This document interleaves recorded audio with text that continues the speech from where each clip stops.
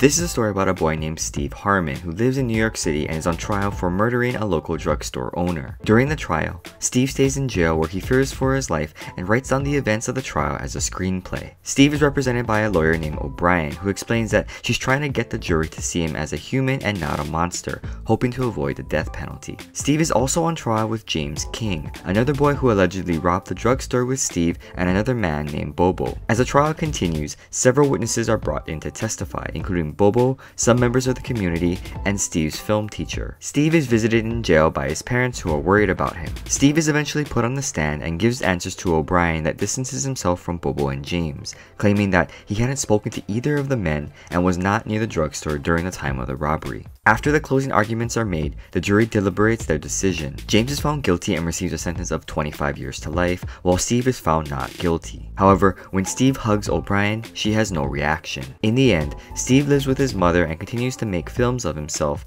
wondering what caused O'Brien to not hug him back when he was found not guilty. If this video was helpful, please share it with your friends on Facebook and Twitter. Don't forget to subscribe for more Minute Book Reports, and thanks for watching.